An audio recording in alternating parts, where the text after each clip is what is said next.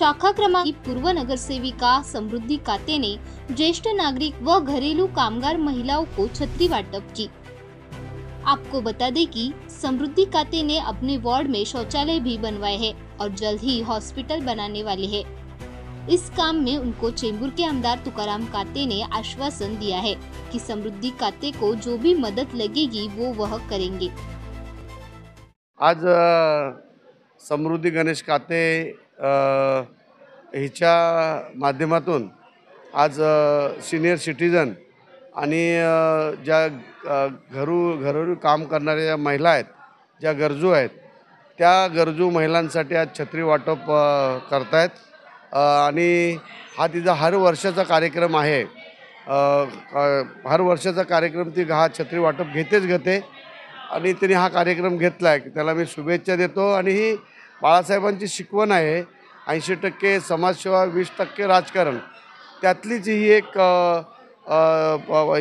म्हणजे काम जे तिने केलं आहे तो हा प्रत्येक वर्षी ती करते आणि लोक त्याला प्रतिसाद देतात। घरोली महिला मंडळ पण आलेले आहेत, सिनियर सिटीजन पण आलेले आहेत, ज्यांना गरज आहे ते पण आलेले आहेत आणि छत्र्या वाटपचा कार्यक्रम झाला आहे। माझ्या हस्ते तिने छत्र्या वाटपचा केला।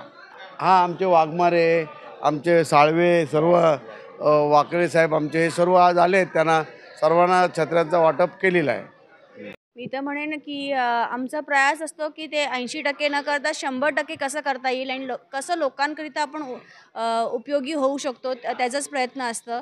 कारण नेहमी कातेसाहेब म्हणजे माझे बाबा म्हणतात की समृद्धी तुला लोकांनी निवडून दिलं आहे, लोकांनी तुला मतदान केलं आहे, तर तू बांधील आहेस त्यांच्याकडे कामं करण्यासाठी। तर नक्कीच तो माझा एक अठस प्रयत्न असतो, एक प्रयास असतो त्यांच्यासाठी की बाबा त्यांनी मला माझ्या कठीण काळी मला त्यांनी निवडून दिलं। आज मी ज्या पद जे भूषवलं आहे मी ते त्यांच्या ह्याच्यामुळे भूषवलं आहे आणि नक्कीच त्यांच्याकरिता काही ना काही करणं हे माझं कर्तव्य बनतं, म्हणून एक छोटीशी प्रयत्न आपण केलेला आहे। शिंदे साहेबांची ही संकल्पना आहे, हिंदू हृदय सम्राट बाळासाहेब ठाकरे हे आपण ते दवाखान्याला नाव दिलेलं आहे आणि त्याच गटातली लोकं, ठाकरे गटातलीच लोकांनी मला विरोध केलेला त्या दवाखान्याकरिता। कारण ते आपण लोकांकरिता ते दवाखाना बांधला होता, ते जागेवरून त्यांनी भांडणं केली। परत इथे बांधायचं नाही, तुम्ही करायचं नाही, आम्ही करू करता त्यांनी केलं नाही आणि जेव्हा मी बांधायला घेतलं तेव्हा मला खूप त्या लोकांनी विरोध केला। पण मी पण तेवढीच हट्टी आहे, कारण मला अगर माझ्या मागे बाबा उभे आहेत ठामपणे तर मी कोणालाही घाबरत नाही आणि मी नडून ती जागा घेऊन, मी काही माझ्यासाठी घेतलेली जागा नाही आहे, लोकांसाठी आहे, तिथे लोक वापर करणार आहेत, मी काही तिथे जाणार नाही आहे।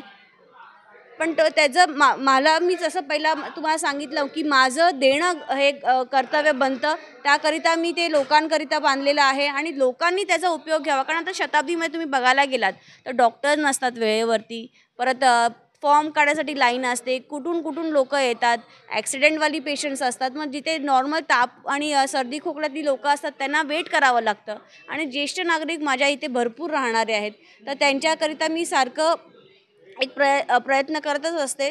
म्हणून त्यांना लांब पडायला नको, कारण रिक्षा अगर वरती पांजरापोळ लागली तर ती रिक्षा खाली येत नाही आणि खालची रिक्षा वरती जात नाही, असं लोकांना त्रास होतो। सह्याद्रीनगरच्या लोकांना एक पायी चालत आले तर तो दवाखाना उपयोगी त्यांना होऊ शकतं।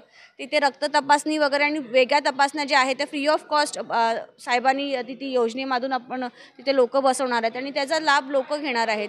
तर ह्याच्यात मला दुसरं काही स्वार्थ नसताना लोकांकरिता एक चांगलं उपचार सोय उपलब्ध करून देणं हेच माझा प्रयत्न होता आणि त्याकरिता मी मग माझं बल बोलतात ना तसं हे करून, कारण शेवटी थोडंसं बोट वाकडं केल्याशिवाय तूप निघत नाही बरणीतनं, तर थोडं वाकडं होऊन मग मी तिथे ठामपणे उभे राहून ते काम मी करून घेतलेलं आहे आणि ते लोकांसाठी लवकरच आपण गणपतीनंतर ओपनिंग करून घेऊ। कारण आता लोकांचीच मागणी होती की ताई आता करू नका, तुम्ही गणपतीनंतर त्याची ओपनिंग करा, कारण आता ते पण त्यांच्या घरात बाप्पा येणार आहेत, त्याच्या आगमनासाठी ते पण बिझी आहेत।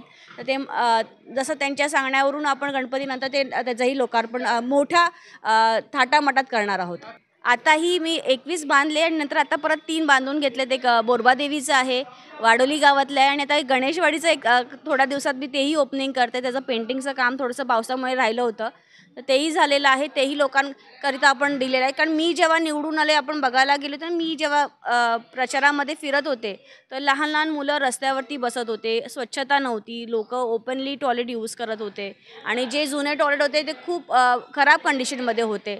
तर ते मी जेव्हा लक्षात घेतलं, जेव्हा मी स्वतः गल्लोनी गल्लो फिरली, तर लोकांची गरज मला ती जास्त हे वाटली, की कारण ती बेसिक नीड्समध्ये आपण टॉयलेट कन्सिडर करतो. आणि मग माझ्या प्रयत्नांनी आपण 21 टॉयलेट G+1 आपण बांधलेले आहेत. जिथे G+1 लोकांनी विरोध केले, तिथे आपण फक्त ग्राउंडचे बांधलेले आहेत. पण त्यांना मूलभूत गरजांमधून ते एक गरजेची गोष्ट आहे आणि खास करून महिलांकरिता. कारण महिलांना टॉयलेट असणं, एक चांगलं व्यवस्थित क्लीन टॉयलेट असणं खूप गरजेचं आहे आपण बघायला गेलो तर.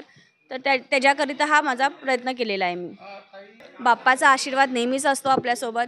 दुखसा राजाचाही आपल्याला या टायमाला आशीर्वाद असेलच आणि नक्कीच महानगरपालिकेवरतीच भगवाच फडकेल आणि शिवसेनेचेच नगरसेवक येऊन शिवसेनेचाच महापौर बसेल असं आम्ही ग्वाही शिंदे साहेबांना देतो.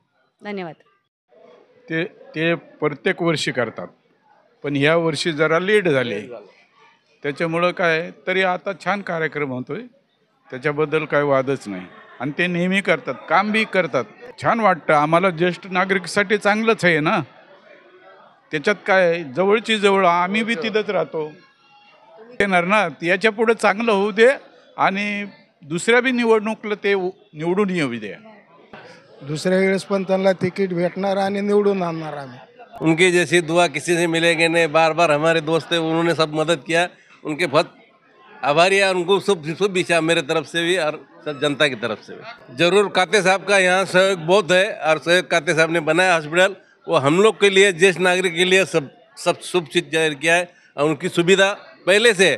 काते साहब दिल खुश आदमी है, जैसा नाराज दूसरे आमदार नहीं है. वो जैसे उसने बोला वो काम लेट हो लेकिन करेगा जरूर, इसकी हमको आज शुभेच्छा है. और काते साहब करेंगे हमको बहुत